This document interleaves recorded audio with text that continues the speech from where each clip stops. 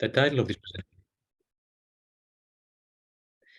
this presentation is Digital Phenotyping, Decoding Mental Health Information via Gaming and Social Media Usage, and I'm going to emphasize the gaming part. Each one of us has a very close emotional bond with a significant other.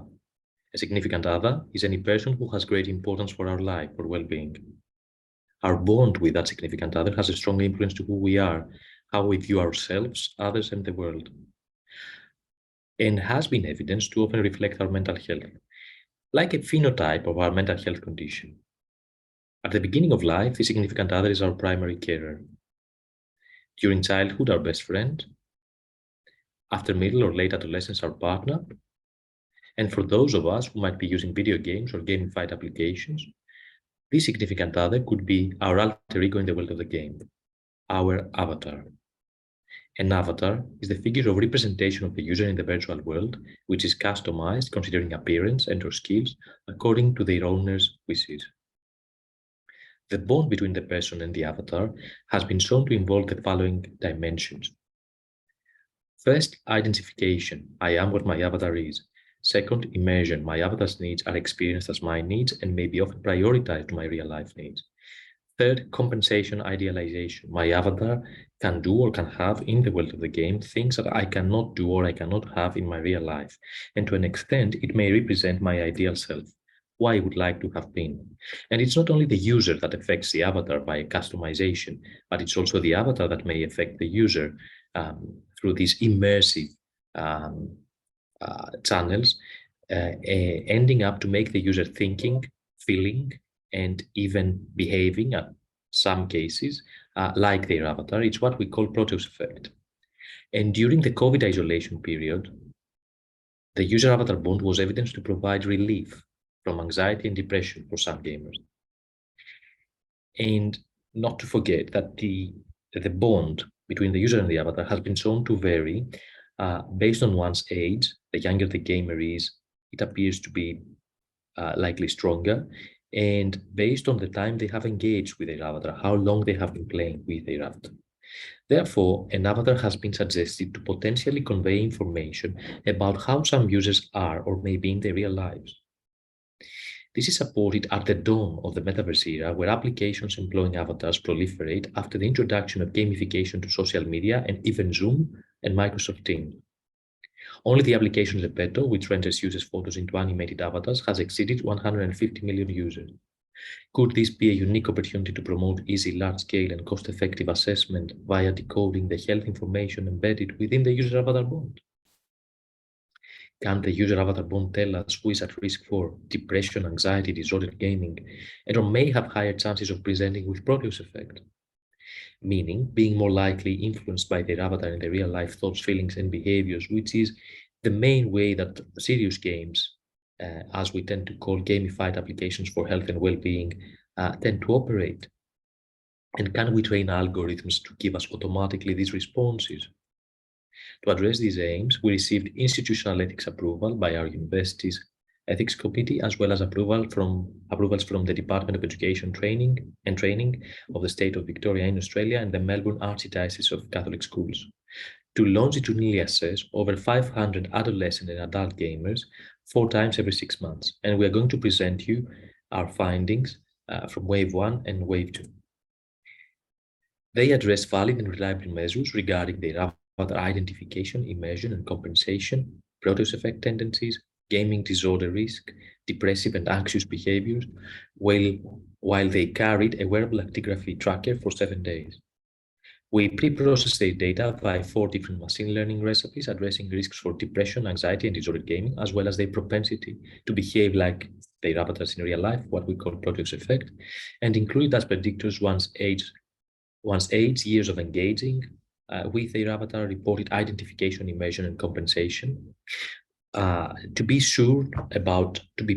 more certain about our findings, we also use cross-validating and bootstrapping procedures, and we emphasized predictors being at Wave 1 and outcomes at Wave 2. Based on participants' responses, we classified them as being at risk or not for depression, anxiety, and disordered gaming, as well as likely being being more likely to present with produce effect. Considering moderate depression at time point 2, we had 274 participants being below the threshold and 19 being above. Anxiety, 272 below and 21 above. Disordered gaming risk, 235 below the threshold and 58 above for moderate risk of gaming disorder. Whilst when it comes to produce effect, 249 were defined as being below the threshold and 44 above. Our data was imbalanced across all outcomes. Thus, we used synthetic minority oversampling technique, what we call smoting, to make the classes close to equal, considering all our outcome variables before training our algorithms. Our analysis timeline thus evolved. Smoting, first step. Secondly, splitting the data into training and testing, the majority of the data as training and a minority as testing. We prepared and baked the prediction recipes. We defined the models and workflows. We trained the workflows. We tuned the workflows that needed or required tuning in terms of hyperparameters. And finally, we tested the tuned workflows on the testing data. Classifiers employed involved random forests, least absolute shrinkage selection operator, naive bias, logistic regression, XGB boost, support vector machine kernel, and k-nearest neighbors. These were compared with the null model in both their default versions as well as after tuning their hyperparameters using the cross-validation and bootstrap versions of the training data. Our findings suggest that knowing how old one is, how long they have been engaging with their avatar for, how much they identify, immerse, and compensate with or via their avatar, can excellently train random forests to predict if one is more likely to present with depression, anxiety, disordered gaming, and likely to behave like their avatars, what we call produce effect. For reasons of transparency, our exact code and findings are available in the following links.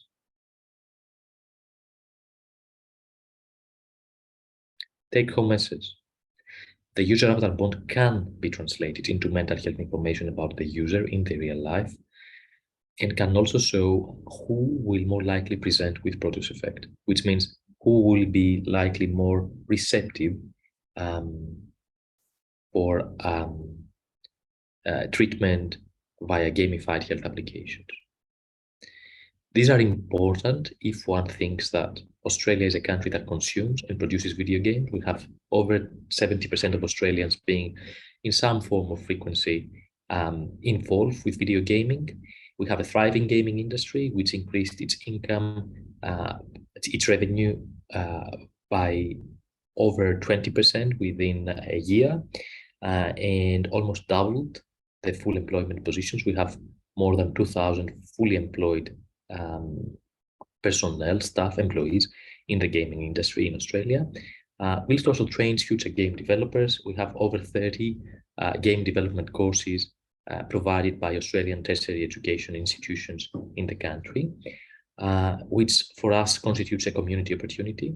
Those who suffer from depression and anxiety are often underdiagnosed due to their difficulty to verbalize a condition, which means that a mediated assessment via the user avatar bond could provide excellent opportunities, could prove to be an excellent opportunity, my apologies. And finally, serious games and virtual reality treatment often rely on produce effect when they employ avatars, with the latter varying across individuals. So we know that the right question should not be whether gamified applications, serious games are effective or not, but for whom. And with our work, we managed to identify those, or the proportion of those, who might be more receptive in VR treatment, which for us constitutes a treatment opportunity. In that context, we invite you to realize these opportunities whilst also exploring what other forms of digital content may be able to tell us. Thank you.